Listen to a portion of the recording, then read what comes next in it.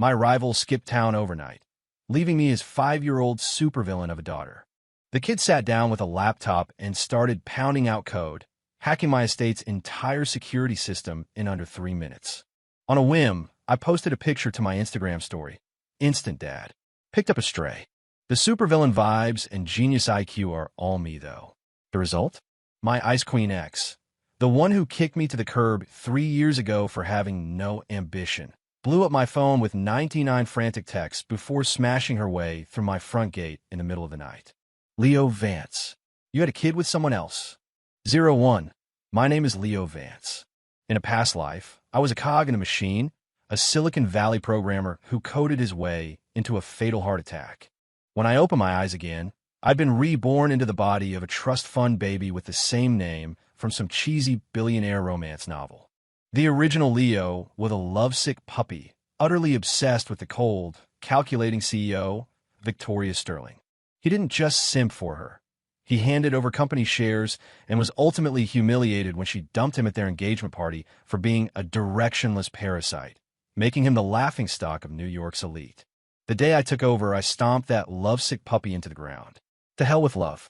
I had a 10-figure inheritance. Why wouldn't I just embrace the life of a blissfully retired slacker? So, I promptly left all the family group chats, resigned from my cushy no-show executive position, and settled in my 30-acre Greenwich estate to fish, play video games, and generally live like a 60-year-old retiree. That peaceful existence came to a crashing halt last night when Julian Croft, my lifelong rival and frenemy, showed up with a pink suitcase and a small, carbon-based life form in a goth punk dress and kicked my front door in. Leo, buddy, I've got to fly to Sierra Leone to, negotiate a situation. 3 months, maybe 6. This is my daughter, Willow. She's all yours. The Xbox controller nearly flew out of my hands. Are you insane? I can barely take care of myself. You wanted to look after a kid. You're the only person in this city I trust. Don't worry, Will's got an IQ of 160. Just try to make sure she doesn't blow up the house. Thanks, man. And before I could protest, the bastard vaulted my fence like he was fleeing a crime scene. In the cavernous living room, I was left staring at a pint-sized human who didn't even come up to my knee. Willow Croft, 5 years old. She looked like an exquisite porcelain doll with alabaster skin and grape-dark eyes that held a chillingly adult indifference. She didn't even spare me a glance. She just opened her suitcase, pulled out a miniature laptop covered in skull stickers, and sat cross-legged on the Persian rug, her fingers flying across the keyboard. "What are you doing?" I asked, leaning closer. Without looking up, she replied in a voice that was both childlike and utterly terrifying. "Uncle Leo, is your smart home security system made of paper? I've already gained root access. I also took the liberty of disabling the child lock on your smart fridge." As if on cue, the Sub-Zero in the kitchen beeped, the door swung open, and a carton of Haagen-Dazs slid out onto the counter. I took a sharp breath. This wasn't a kid. This was a human-shaped cheat code. With nothing better to do, I pulled out my phone and snapped a picture of her profile, her brow furrowed in concentration as the blue light from the screen illuminated her face, giving her the distinct aura of a Bond villain. I threw up on my Instagram story with a caption, "Instant Dad. Picked up a stray." The supervillain vibes and genius IQ are all me, though. Then I headed to the wine cellar. 10 minutes later, I returned to the living room with a bottle of Romanée-Conti to find my phone vibrating so violently it was about to achieve liftoff. 120 missed calls. 99 unread messages on WhatsApp. All from a woman I had blocked and deleted 3 years ago, the one who kept making new burner numbers to stalk my social media, Victoria Sterling. The latest text was a single, searing line. "Leo, have you lost your mind? Whose child is that?" 02 Victoria Sterling, CEO of Sterling Industries, notoriously known as the Ice Queen of Wall Street, and the ex-fiancé the original Leo had thrown his life away for.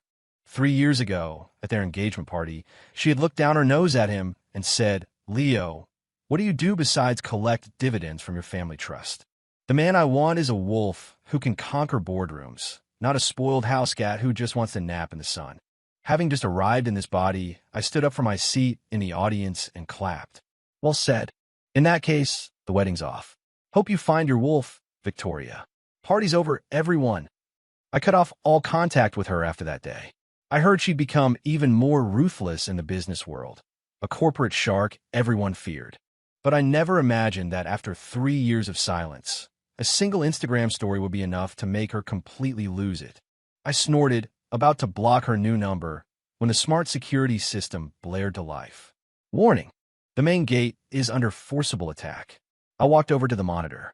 A black Rolls-Royce Phantom was parked outside my estate, and Victoria, dressed in a designer trench coat and 10-centimeter heels, was ordering her bodyguards to cut through my wrought iron gate with hydraulic shears. Is she serious? I laughed in disbelief. Before I could react, Willow, who had been devouring the ice cream, trotted over. She glanced at the screen, and her chubby little fingers danced across her keyboard. Uncle Leo, should I activate the perimeter defense drones? Or, perhaps, the lawn's concealed high-pressure sprinkler system? Willow looked up at me, a dangerous glint in her eyes, looking every bit the tiny anarchist. My jaw twitched. You hacked my sprinkler system, too? It was easy, she said, licking her spoon. That lady's wearing way too much makeup. It's thicker than my dad's excuses. Should we give her a rinse? Looking at the arrogant woman on the screen, a wicked idea took hold. I ruffled Willow's hair. Brilliant. Sprinklers. Full blast. On the monitor, just as Victoria was about to shout another order, a dozen high-pressure sprinkler heads shot up from the lawn. Whoosh! A torrent of water, with the force of a fire hose, erupted in a 360-degree assault. Ah! Victoria's shriek of fury and shock echoed through the speakers.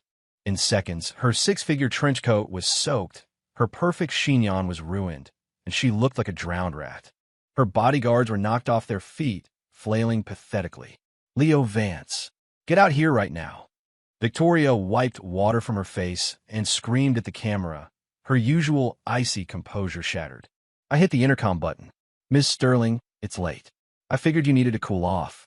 If you don't leave, the next step involves releasing the hounds. You wouldn't dare, she seethed. Open this gate. I want to see the child from your Instagram. Leo, you better explain to me right now where you got a daughter that big. Why would I explain anything to you? I scoffed. Who are you to me? The feds don't have this much jurisdiction. Have a good night. With that, I cut the feed and locked down the main power to the gate. 03. I figured a woman as proud as Victoria Sterling would retreat after being so thoroughly humiliated. I underestimated her obsession. The next morning, Willow shook me awake. Uncle Leo, the drowned rat lady, is still outside. I stumbled to the window, my hair a mess, and pulled back the curtains. My blood ran cold. Victoria had been standing outside my gate all night. She'd changed into a dry outfit, but her face was pale as a sheet, her eyes were bloodshot, and she was staring at my villa with a terrifying intensity. I frowned. What the hell was wrong with her? I had to get Willow registered at the nearby elite private school, so I had no choice but to open the gate. The moment my Maybach cleared the garage, Victoria threw herself in front of the car, arms outstretched. Screech! I slammed on the brakes, the tires screaming against the asphalt. Are you trying to get yourself killed? I roared, rolling down the window. Victoria stalked over to the driver's side, her gaze ignoring me completely and locking onto Willow in the passenger seat. Willow, wearing a pair of black overalls and a small beret, was calmly solving a Rubik's Cube. Who is she? Victoria's voice trembled, her knuckles white as she gripped the edge of my car window. My daughter. What? You want to give her a welcome gift? I said flippantly, one hand resting on the steering wheel. Impossible, she shrieked, her eyes wild with disbelief. We broke up 3 years ago. She looks at least 5. Leo, were you cheating on me when we were together? You betrayed me. My brain nearly short-circuited. Excuse me? Lady, you're the one who publicly called off our engagement. Now you're playing the victim? Victoria, are you having a paranoid delusion? My face hardened. First, we were never really together. You were always looking down on me from your pedestal. Second, whether I have a partner, am married, or have a kid has absolutely nothing to do with you. How could it have nothing to do with me? Tears suddenly streamed down her face. It was a heart-wrenching sight that would have shattered the original Leo. Unfortunately for her, she was dealing with me. Leo, I know you're still angry about the engagement. You're just doing this to get back at me, aren't you?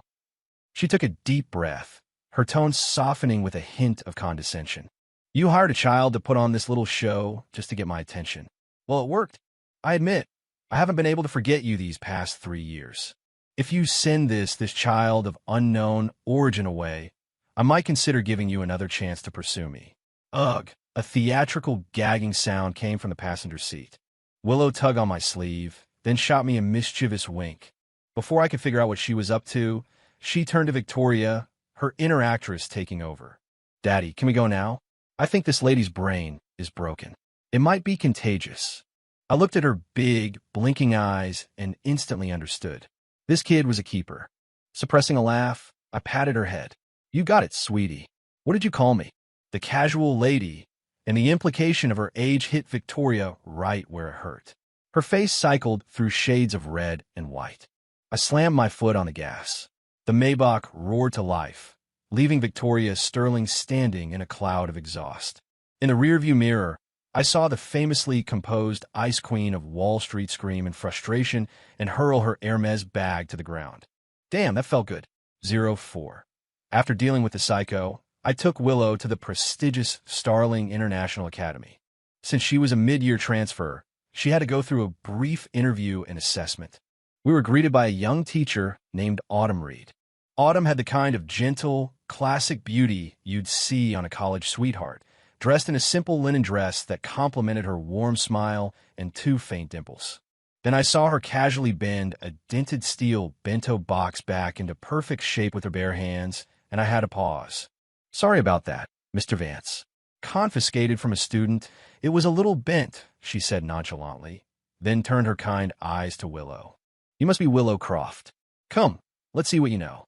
She handed Willow a worksheet filled with basic arithmetic. Willow glanced at the paper, then at Autumn, then pulled a modified mini Rubik's Cube from her pocket. With a flick of her wrist, it clicked, and a tiny plastic dart shot out, aimed directly at Autumn's face. Willow, stop! I yelled, horrified. But what happened next left both me and Willow speechless. Without so much as blinking, Autumn raised 2 slender fingers and, thwip, neatly plucked the dart out of the air. The movement was so fluid and fast it left an afterimage. Now, little one. We don't play with projectiles at school, Autumn said, her smile never faltering as she pocketed the dart. Willow was stunned. For the first time, this fearless, high-IQ little troublemaker, who viewed firewalls as mere suggestions, looked genuinely serious. She silently put her cube away, sat down properly, picked up the pencil, and filled out the entire worksheet in less than 30 seconds. She even flipped it over and solved the differential equation she'd written on the back for good measure. I'm finished, Miss Reed, Willow said, using a tone of respect I had never heard from her before. I watched from the side, completely floored. Was this some kind of alpha-recognizing alpha situation? This teacher had to be some kind of secret grandmaster. Excellent work? Autumn nodded, then looked at me. Mr. Vance, Willow is exceptionally bright. She more than meets our admission standards. She can start tomorrow. Thank you, Miss Reed. I was in absolute awe of this woman. Just as we were about to finalize the paperwork, the door to the headmaster's office burst open. Victoria's assistant strode in, her heels clacking on the floor. She slammed a folder down on the headmaster's desk. Mr. Davison, Miss Sterling has made it clear. If this academy accepts a child named Willow Croft, Sterling Industries will pull every dollar of its annual donation. The headmaster wiped sweat from his brow and looked at me helplessly. Mr. Vance, you see, my expression turned to ice. Victoria Sterling. She was like a damn ghost you couldn't shake. Interfering with a 5-year-old's school admission? Did she really think she owned the whole city? Before I could unleash my fury, Autumn spoke up. Excuse me, miss. Are you from the Board of Education? Her voice was soft, but each word was crystal clear. The assistant, taken aback, lifted her chin arrogantly. No, I'm from the executive office of Sterling Industries. Then what are you doing in our school? Telling us who we can and can't enroll. Autumn cut her off, picking up a thick-barreled marker from the desk. In front of the stunned assistant, she snapped it in half with one hand. Crack!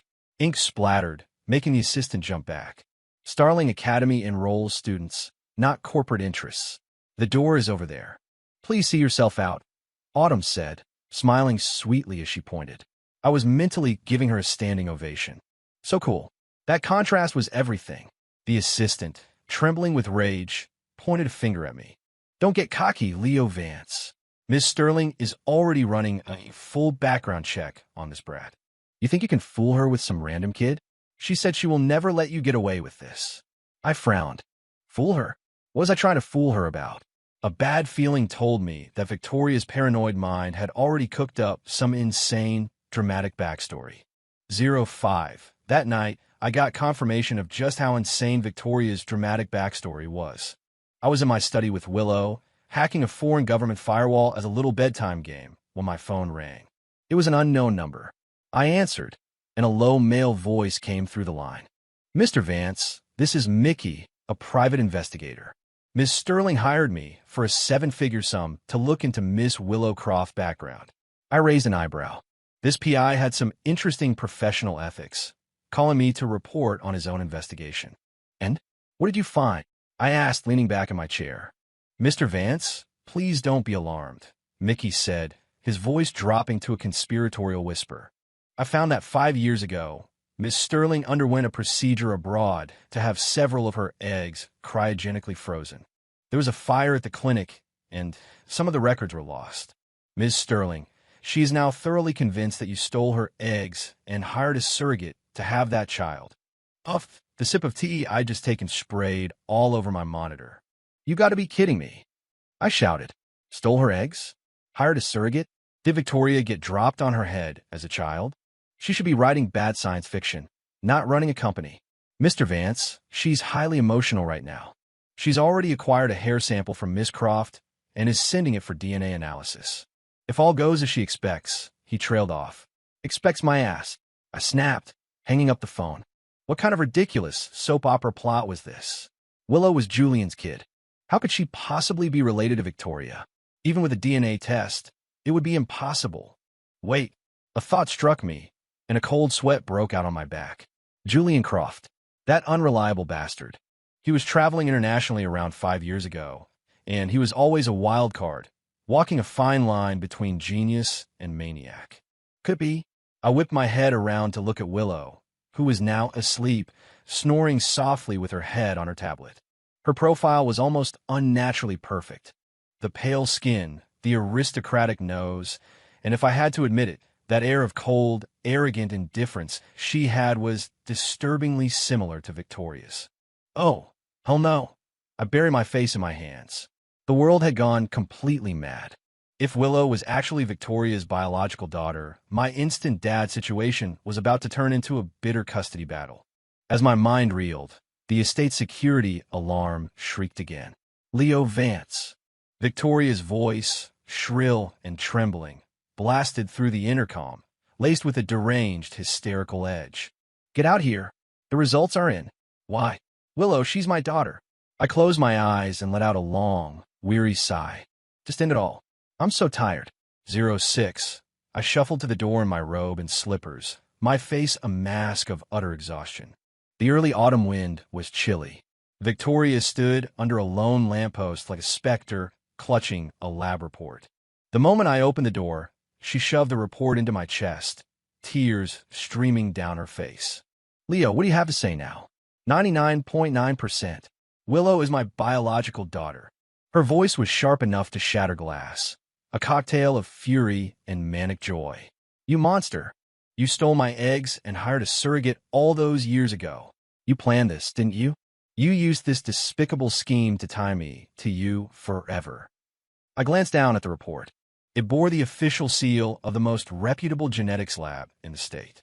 Paternity test results confirm a biological mother-daughter relationship between Victoria Sterling and Willow Croft. My brain shut down for a full 10 seconds. Did Julian Croft not only mess around overseas, but also somehow, through a 1 in a billion twist of fate, end up using Victoria's frozen eggs? If this were a TV show, the writers would be canceled for lazy plotting. Just as I was about to pull out my phone and drag Julian out of whatever war zone he was in, I felt a tug on my sleeve. Willow had followed me out, her skull-covered laptop in her arms. The little girl, dressed in SpongeBob pajamas, looked up with her usual cool expression and said calmly, "Uncle Leo, don't bother. That paper is fake." Victoria leaped as if she'd been electrocuted. "You're lying. I took the sample to the lab myself. Willow rolled her eyes, tapped a few keys, and turned the screen to me. Daddy looked.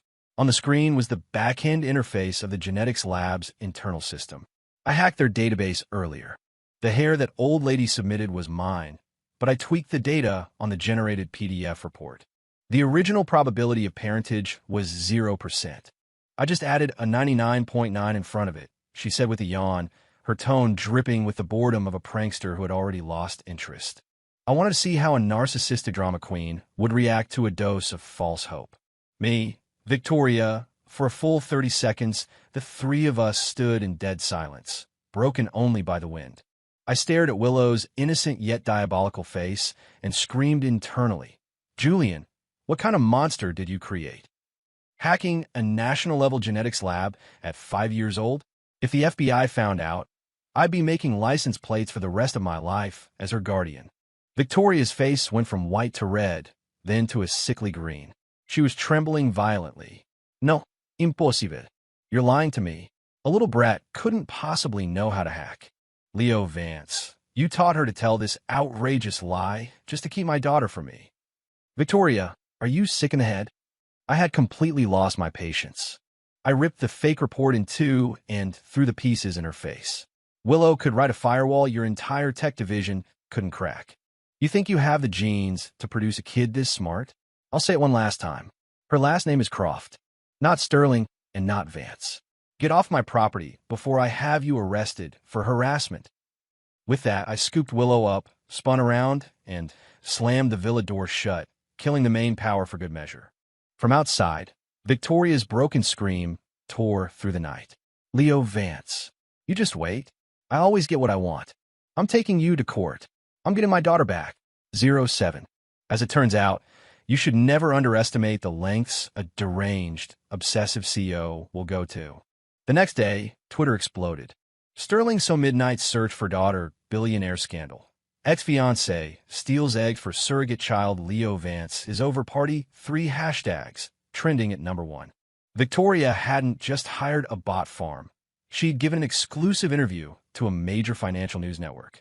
In the video, her usual Ice Queen persona was gone, replaced by a tearful victim who recounted a tragic tale of how I, consumed by bitterness, had stolen her genetic material to get revenge for our broken engagement. The comments were a dumpster fire of hate directed at me. "This is horrifying. The guy's a total psycho. Stealing eggs? Nauseating. I feel so bad for Victoria. A powerful, independent woman gets stuck with a toxic ex like this. What a nightmare. Justice for Victoria. Get that monster thrown in jail and give her back her daughter." I sat on my sofa, scrolling through the comments, and laughed. On the rug, Willow was chewing on a lollipop, her hands a blur over her keyboard. "Daddy, do you need me to hack Sterling Industries' internal tax records and post them on Twitter?" she asked, as casually as if she were asking what I wanted for lunch. "No need, sweetheart. That's like using a nuke to kill a fly," I said, ruffling her hair.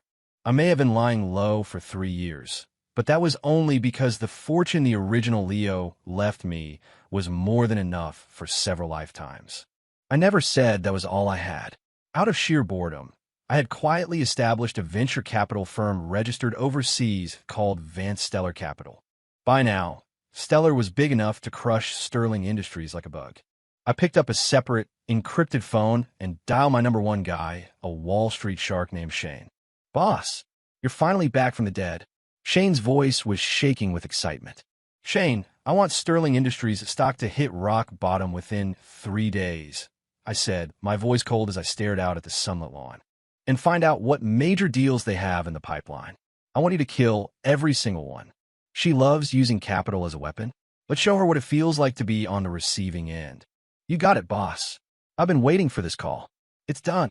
After hanging up, I checked my watch. Time to take Willow to school. But when we pulled up to Starling International Academy, the entrance was swarmed by men in black suits. Victoria stood at the gate, wearing a sharp power suit and sunglasses, directing her bodyguards to force their way in. "Search the entire premises. I don't care if you have to tear this school apart. Find my daughter and bring her to me," she commanded. A knot of dread tightened in my stomach. The crazy woman was actually trying to abduct a child from a school. 08. I threw open my car door and stormed toward the gate. Victoria, you're asking for it.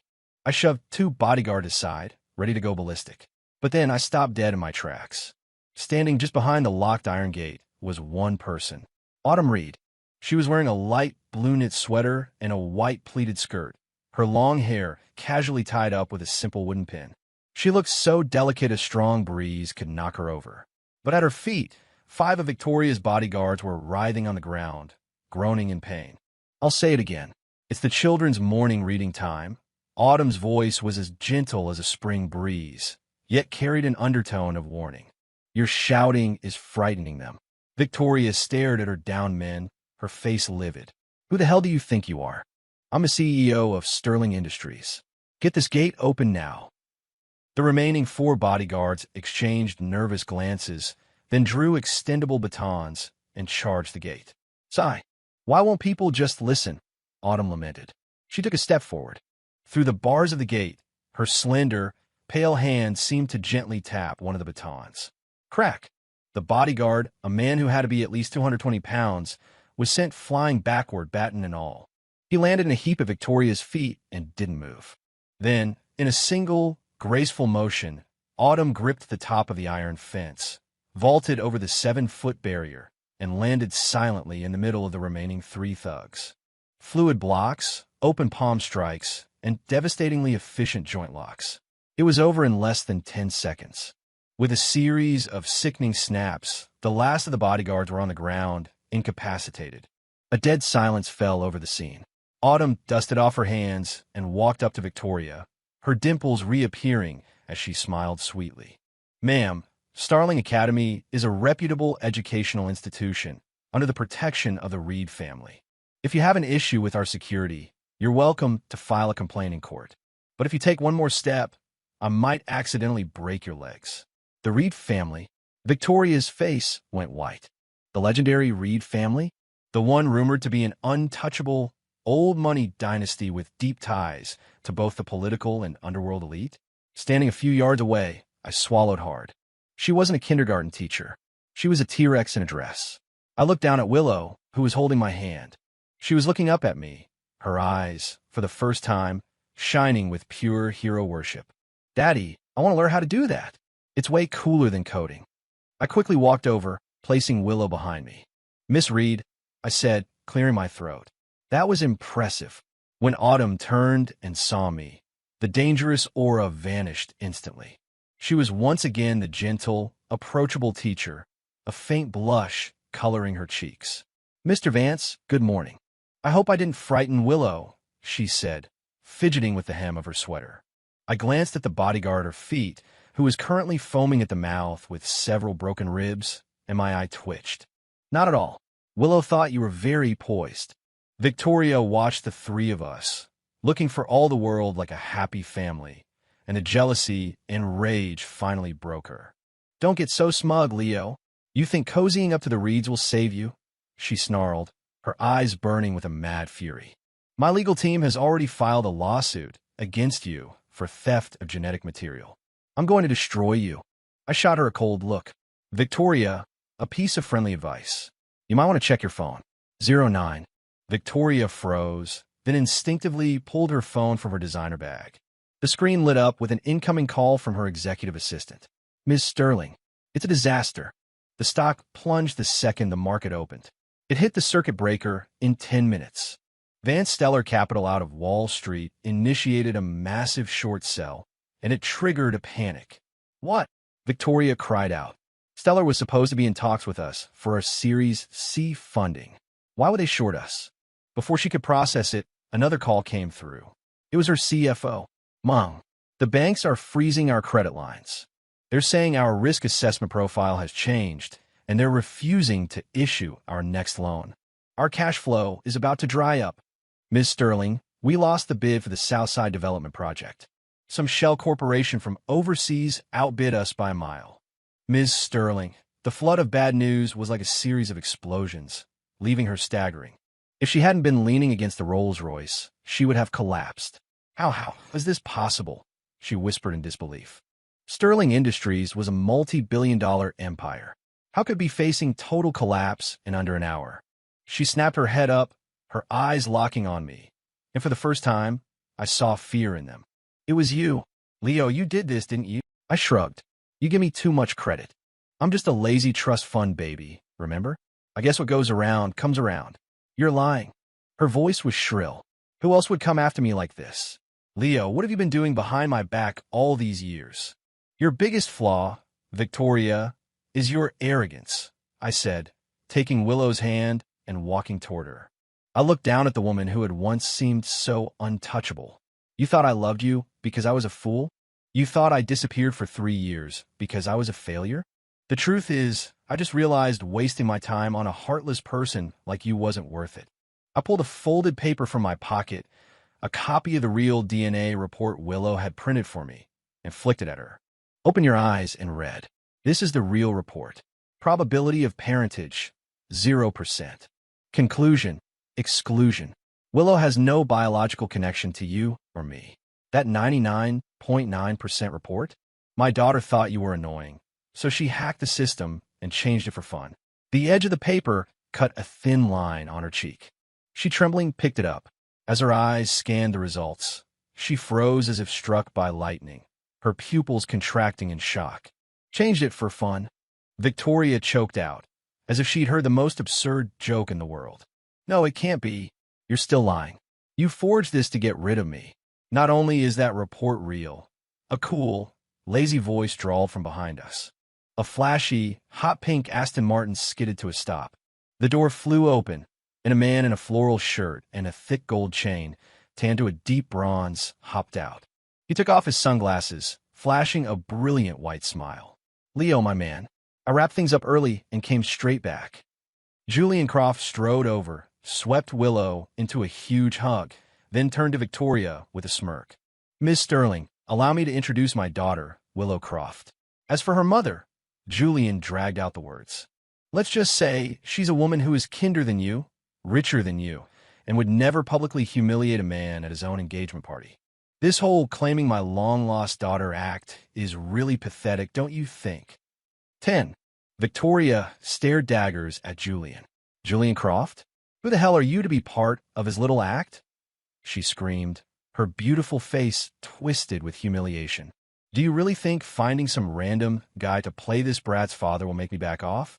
I'm telling you, as long as I'm breathing, neither of you will have a moment's peace. The word brat set Julian off.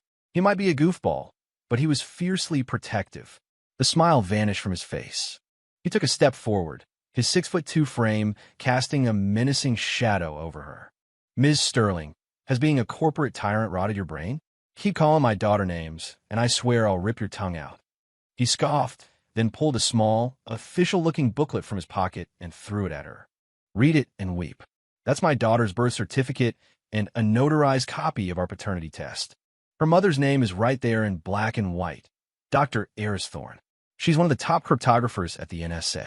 A single strand of her hair is worth more than your entire miserable life. Who the hell do you think you are, trying to claim my kid? At the name Aristhorn, I felt Willow, whose hand was back in mine, roll her eyes and mutter, that workaholic barely remembers she has a daughter.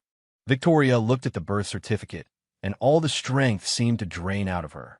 If she could have deluded herself into thinking I was lying, this concrete proof, along with Julian's face, which, despite the tan, was a clear mirror of Willow's, shattered her last shred of denial.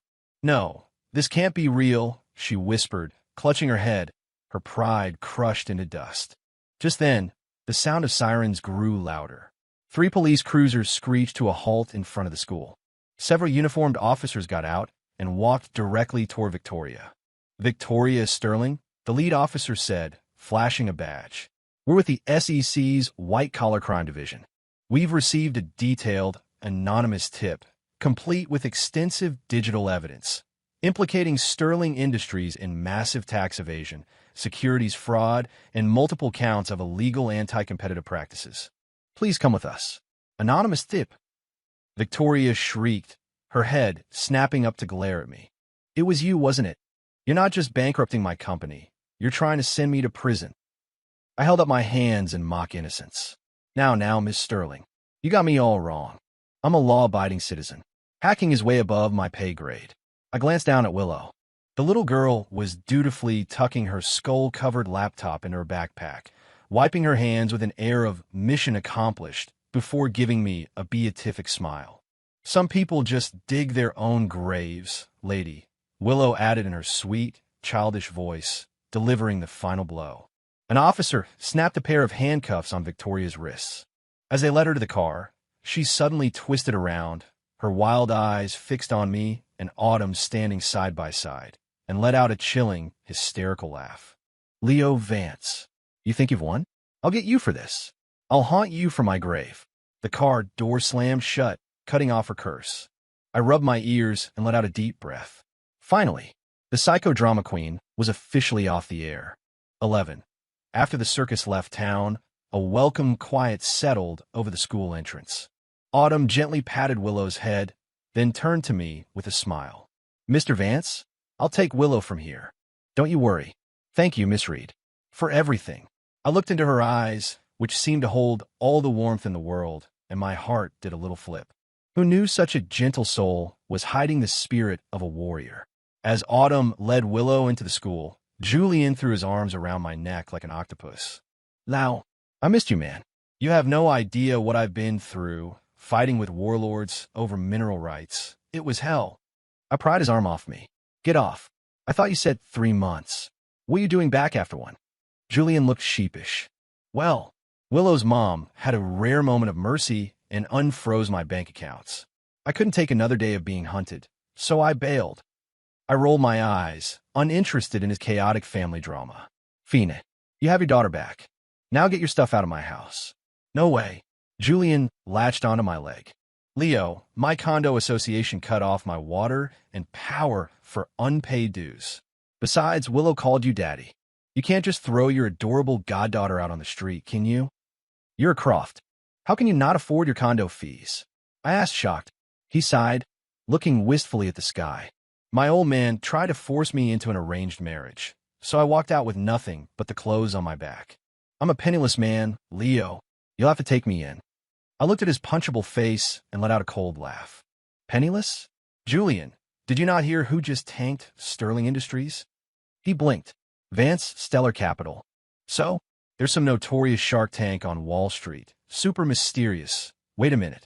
His eyes widened in horror. He pointed a trembling finger at me. Vance Stellar. Leo Vance? Oh my God.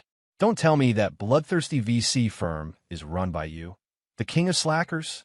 I calmly adjusted my cuffs and patted his shoulder. The one and only. So, if you want to stay at my place, rent is $100,000 a month. Plus child support and emotional distress fees. Let's start with a $5 million deposit. Julian dropped to his knees, clutching my leg even tighter and wailing, Dad, from this day forward, you are my father. Willow calls you Daddy, I'll call you Dad. It's not weird. 12. Sterling Industries collapsed. Victoria Sterling was indicted on multiple federal charges and was facing a long time in prison. The once untouchable queen of Wall Street had lost everything to her own paranoia and greed. The original Leo could finally rest in peace. My quiet, retired life was back on track, except it wasn't. My estate now housed a freeloading Julian and a tiny master hacker who considered taking down global servers a fun after-school activity. And I was facing the biggest challenge of my life. I was completely, hopelessly falling for Autumn Reed. Ever since I saw her send a 220-pound man flying, the image of that girl in the white skirt with the smiling eyes was permanently etched in my brain. I started dropping off and picking up Willow every day, always bringing an extra lunch I'd made myself for Autumn. Mr. Vance, this crab-stuffed meatball is amazing, Autumn said, taking small, delicate bites in the teacher's lounge, a soft blush on her cheeks. If you like it, I'll make it for you every day, I said, propping my chin on my hand and grinning like an idiot. Uncle Leo, you look like a golden retriever in heat, Willow muttered from her corner, not looking up from her code. My face burned. I shot her a death glare. Autumn giggled, covering her mouth. She put down her chopsticks and looked at me seriously. Now, I've actually known you for a while. I blinked. You have. She nodded, a mischievous spark in her eyes.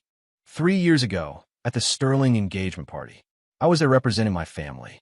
When you stood up, told Victoria off, and called the whole thing off, you were incredibly cool. She paused, her voice dropping to a whisper. I started paying attention to you after that. I heard you'd gone into seclusion, and I may have driven by your estate a few times. But all I ever saw you doing was fishing. My brain stalled. This whole time, I thought it was love at first sight for me. Turns out, it was a long con for her. Then, why didn't you just come talk to me? I stammered. Autumn sighed, her brow furrowing. I was afraid I'd scare you. I grew up training in a compound in the Berkshires. My family says I don't know my own strength, that I might accidentally kill a boy. I finally found someone I liked. And what if I got excited and crushed your bones? As she spoke, she unconsciously tightened her grip on the stainless steel spoon in her hand. With a soft crunch, the spoon crumpled into a metal ball. I swallowed, then cautiously placed my hand over hers, the soft, delicate hand with terrifying power, and said with all the conviction I could muster, "It's okay. I have strong bones, and if you'll have me, Miss Reed, I'd be honored to let you crush them for the rest of my life." Autumn's face turned a deep, beautiful red. She squeezed my hand back, her touch impossibly gentle. Okay. 13. 1 year later. My Greenwich estate was decked out in lights and flowers. Today was my wedding day. To honor Autumn's family traditions, we were having a massive 3-day celebration. I stood in front of the mirror, adjusting the collar of my custom-tailored suit, feeling on top of the world. "Leo, you son of a gun, you actually did it." Julian, my best man, clapped me on the back, his eyes a little misty. "I'm so happy for you, man. All right, save the waterworks. Did you bring a fat enough check for the wedding gift?" I joked. "Don't worry. I'm ready to go bankrupt to make sure you have the best day ever," he declared. The time had come. Amidst a deafening roar of fireworks, Autumn appeared, looking breathtaking in a stunning white gown, walking down the aisle on her father's arm. Her eyes, full of the warmth that had captured my heart, were locked on me. We exchanged our vows, our voices steady. When it came time to exchange the rings, the entire venue fell silent. A faint buzzing sound filled the air. Everyone looked up to see a heavily modified, cyberpunk-style drone descending from the sky. It dangled a small, elegant wooden box, hovering perfectly between me and Autumn. At the edge of the crowd, a 6-year-old Willow, dressed in a sharp little black suit and tactical sunglasses, expertly piloted the drone with a tablet. "Daddy, Mom, congratulations," Willow's cool, serious voice announced through the drone speaker. "Also, I have upgraded the estate's security to its maximum level. If anyone tries to mess with you tonight, I will activate the electric fence and roast them like a pig." A collective gasp went through the crowd. Several of Julian's friends, who had been planning some post-wedding shenanigans, quietly hid their confetti poppers. I looked at my fiercely protective little supervillain and chuckled. I took the box. Inside were 2 custom-made signet rings, engraved with a new family crest combining a Vance lion and a reed crane. I slipped one onto Autumn's finger. She slid the other onto mine. "Leo Vance, I'm all yours now," she whispered, her dimples showing. "Mrs. Vance, for the rest of my life," I replied, pulling her into my arms. Sunlight flooded the garden. In the distance, Julian was being forced to do shots with Autumn's intimidating uncles, while Willow gleefully recorded his humiliation with her drone. A gentle breeze carried the scent of late-blooming roses. In my last life, I worked myself to death. In this one, I just wanted to be a slacker. But somehow along the way, I'd stumbled into the most beautiful, chaotic, and wonderful life I could have ever imagined. This ridiculous, unbelievable world, it was pretty damn great.